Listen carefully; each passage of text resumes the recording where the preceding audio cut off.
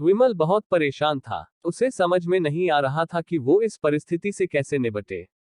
वो अपनी माँ को बहुत चाहता था, किंतु उसकी पत्नी और बच्चे उसकी माँ से बहुत दूर भागते थे, क्योंकि उसकी माँ की एक आंख नहीं थी, साथ ही उसकी कमर भी 90 अंश पर झुकी थी।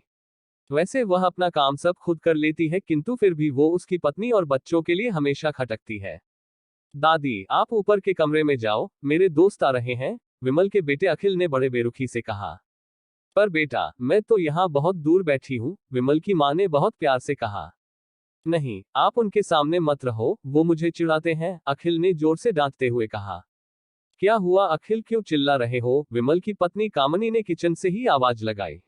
देखो ना माँ, ये दादी यही ड्राइंग रूम में बैठी है और मेरे दोस्त आ रहे हैं, अखिल ने शिकायत भरे लहजे में कहा। माँ जी, आप ऊपर चली जाओ, क्यों हम लोगों को लजवाती हो? कामनी ने बेटे का पक्ष लेते हुए कहा। बेचारी सरस्वती चुपचाप उठकर जीने के सहारे ऊपर जाने लगी। कमर झुकी होने के कारण उन्हें ऊपर चढ़ने में बहुत परेशानी हो रही थी, किंतु वो पूरी ताकत से ऊपर के एक अकेले कोने वाले कमरे में जाकर बैठ गई। विमल बाजू के कमरे से सब सुन रहा था। उसे कष्ट हो रहा था कि उसकी माँ को अपमानित होना पड़ रहा है, किंतु वो असहाय था। अगर वो कुछ कहता है तो पत्नी और बच्चे उसका विरोध करने लगते हैं। दूसरे उनके तर्क भी सही लगते हैं। चूंकि वो एक प्रशासनिक अधिकारी था, उसका सामाजिक स्तर बहुत ऊंचा था, उसकी ससुराल भी एक उच्च घराने में थी, अतः वह चुपचाप इस तरह हर दिन अपनी माँ को अपमानित होते देखता रहता था। रात को विमल की पत्नी ने कहा, देखो जी, अब कुछ करो। कल कलेक्टर साहब की पत्नी आई थी। माँ जी अपनी देशी धुन धारा में उनसे मिली। मुझे बहुत शर्म आ रही थी बताते हुए कि ये मेरी सास है। मैंने कह दिया कि दूर की रिश्तेदार है, इलाज कराने आई है। विमल को रोना आ गया, किंतु फिर भी वह चुप रहा। उसे समझ में नहीं आ रहा था कि वो क्या करे।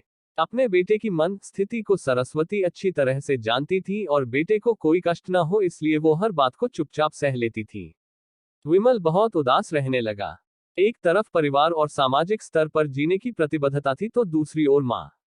आखिर माँ से अपने बेटे की यह हालत नहीं देखी गई। एक दिन उसने अपने बेटे से कहा, विमल बहुत दिन हो गए हैं, मैं अपने गांव जाना चाहती हूँ। मुझे वहां पहुंचा दो, मेरा यहाँ मन नहीं ला रहा। किंतु माँ, वहां तो कोई नहीं है, तुम्हारी देखभाल कौन करेगा?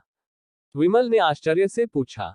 अरे, सब गांव वाले तो हैं और वो तुम्हारे मामा जी तो उसी गांव में रहते हैं और फिर हम सारी व्यवस्थाएं कराएंगे ना। कामनी को तो जैसे मन की मुराद मिल गई हो। हाँ बेटा, बहू सही कह रही है, सरस्वती ने लंबी सांस लेते हुए कहा। विमल जानता था कि गांव में मां की देखभाल करने वाला कोई नहीं है, लेकिन अपनी पत्नी की जिद के कारण वह अपनी मां को गांव छोड़ने पर विवश हो गया। मां को गांव छोड़कर आते वक्त उसे रोना आ रहा था तथा अपनी बेबसी पर गुस्सा भी आ रहा था, किंतु परिवार, पत्नी और समाज ने उसके इन मनोभावों को दबा दिया और वो सुकून सा महसूस करने लगा। कुछ दिनों के बाद उसके चाचा, जो अमेरिका में रहते थे, आने वाले थे। जब विमल बहुत छोटा था, उसके पिता जीवित थे तब वो भारत आए थे और उसके बाद वो अब भारत आने वाले थे। पूरा परिवार और आस पड़ोस बहुत उत्साहित था। अमेरिका से विमल के डॉक्टर चाचा आ रहे थे। डॉक्टर रमेश ने जैसे ही घर में कदम रखा, सबने मिलकर बहुत उत्साह से उनका स्वागत किया। क्यों विमल भाभी नहीं दिख रही, कहाँ है? डॉक्टर रमेश ने उत्सुकतापूर्वक पूछा। जी, वो गांव में रहती हैं, यहाँ उनका मन नहीं लगा, कामनी ने सपाट लहजे में उत्तर दिया। डॉक्टर रमेश ने विमल की ओर देखा तो विमल ने अपनी आंखें झुका ली। डॉक्टर रमेश सब समझ गए। बोले, कल हम भाभी से मिलने गांव चले गए सब लोग।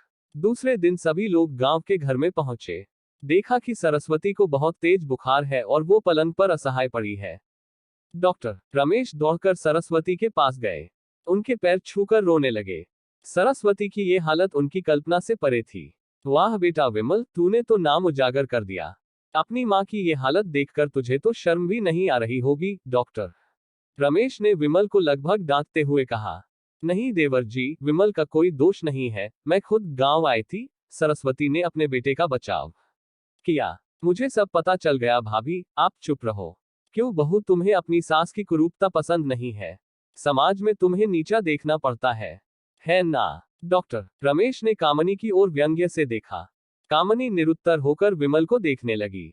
आज तुम जिस सामाजिक स्तर पर हो, वो इन्हीं के संघर्षों की देन है। और बेटा विमल, तुम्हें शायद मालूम न हो कि बचपन में जब तुम 1 साल के थे तब छत से नीचे गिरने के कारण तुम्हारी एक आंख फूट गई थी और तुम्हारी रीढ़ की हड्डी में भी समस्या थी।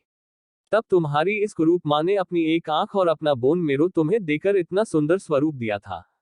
कामनी बेटा, इतने सालों तक संघर्ष करके बेटे को प्रशासनिक अधिकारी बनाने वाली इस संघर्षशील औरत की तुम लोगों ने यह दशा कर दी। तुम्हें ईश्वर कभी माफ नहीं करेगा। डॉक्टर रमेश की आंखों से अश्रु जलधारा बह रही थी। अब भाभी, आप मेरे साथ अमेरिका जाएंगी, यहाँ इन स्वार्थी लोगों के बीच नहीं रहेंगी। डॉक्टर रमेश ने सरस्वती से कहा। विमल को तो काटो तो खून नहीं था। डॉक्टर रमेश जो उसके चाचा थे, उन्होंने जो राज बताया उसके बाद तो विमल को यही लग रहा था कि उससे ज्यादा पापी इंसान इस दुनिया में कोई और है ही नहीं। वह दौड़ता गया और मां सरस्वती के कदमों से लिपट गया। मां, मेरा अपराध अक्षम्य है। मैं जानबूझकर चुप्पी साधे रहा, आपका अपमान करवाता रहा। अब सिर्फ आप ही उस घर में मेरे साथ रहेंगी और कोई नहीं। विमल ने आग्नेय दृष्टि से अपनी पत्नी और बच्चों को देखा। कामनी को भी बहुत पश्चाताप हो रहा था, किंतु उसकी हिम्मत नहीं हो रही थी कि वो सरस्वती से आंख मिलाए। सरस्वती ने कामनी की मन स्थिति को समझकर उसको पुचकारते हुए अपने पास बुलाया और विमल को डांटते हुए कहा, खबरदार, जो मेरी बहू को मुझसे अलग करने की कोशिश की तो तुझे ही घर से बाहर निकाल दूंगी। कामनी और बच्चों ने सरस्वती के पैर पड़ते हुए अपने व्यवहार पर माफी मांगी और मां के हृदय ने सबको माफ कर दिया।